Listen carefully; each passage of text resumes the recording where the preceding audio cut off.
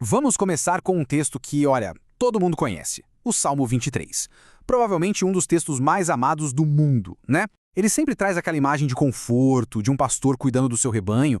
Mas e se por trás dessa imagem tão familiar estiver escondido um significado muito mais profundo, muito mais poderoso? Um verdadeiro segredo guardado por séculos.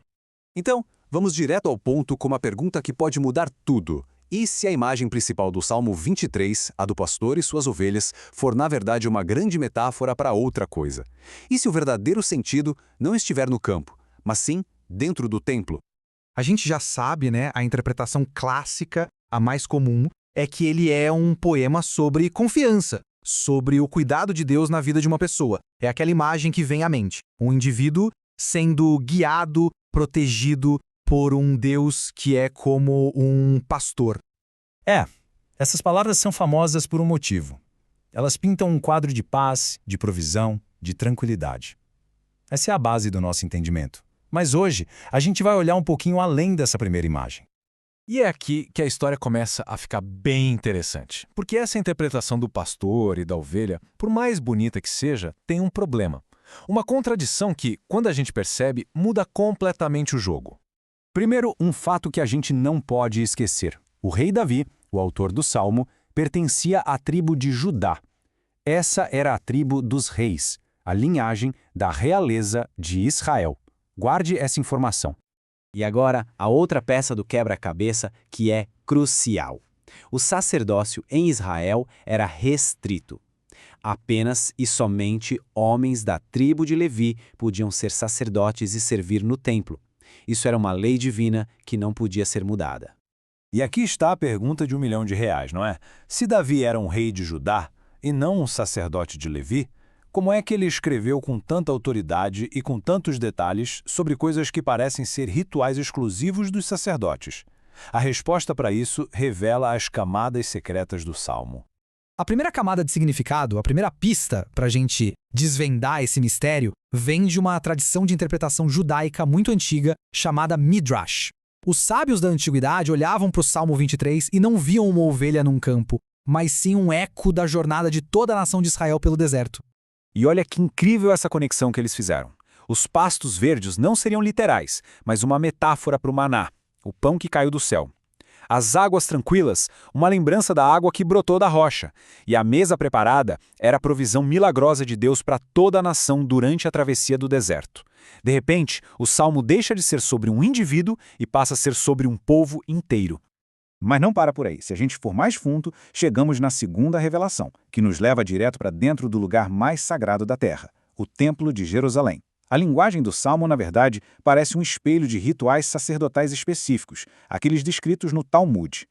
Isso aqui é praticamente um mapa. A mesa preparada é uma referência direta à mesa dos pães da proposição, que ficava lá, na presença de Deus. Ungir a cabeça com óleo era exatamente o ritual para consagrar um novo sacerdote. E o cálice que transborda lembra a oferta de libação, o vinho que era derramado no altar. Ou seja, Davi não está falando como uma ovelha, ele está falando como um sacerdote. E quando a gente acha que já entendeu tudo, vem a tradição mística judaica, especialmente através de um livro chamado Zoar, e revela uma terceira camada, talvez a mais profunda de todas. A ideia de que o Salmo não é só um poema, uma descrição de rituais. Ele é quase como um encantamento sagrado.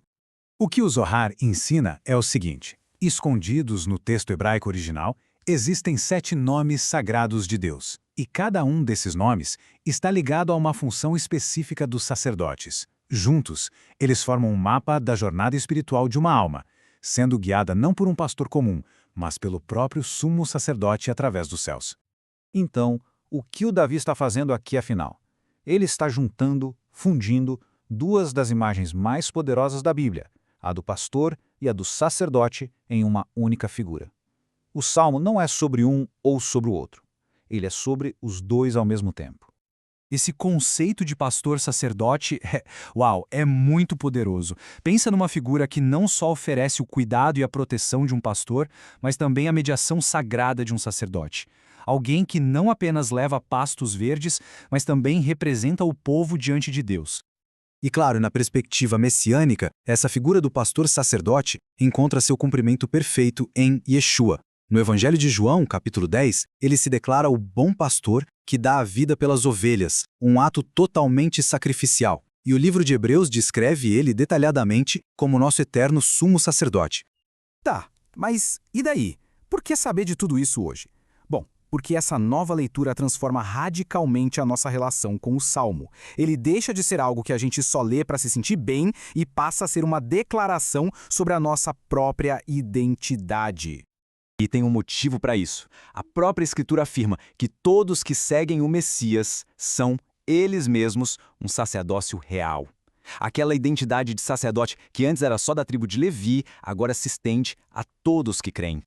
Então, a grande virada de chave é esta. Ao recitar o Salmo 23, a ideia não é mais apenas se colocar no lugar de uma ovelha indefesa. É, na verdade, assumir o chamado de sacerdote real, declarando as ações que o nosso grande pastor sacerdote realiza por nós e através de nós. É uma declaração de autoridade espiritual. Da próxima vez que o Salmo 23 for recitado, vale a pena lembrar esse segredo sacerdotal que está ali escondido nas palavras. E isso, claro, nos leva a uma última pergunta. Se um salmo tão formoso pode esconder tantos segredos, o que será que pode estar guardado em um salmo que fala sobre o silêncio? A gente vai explorar isso na nossa próxima análise, sobre o Salmo do Silêncio do Yom Kippur. Até lá!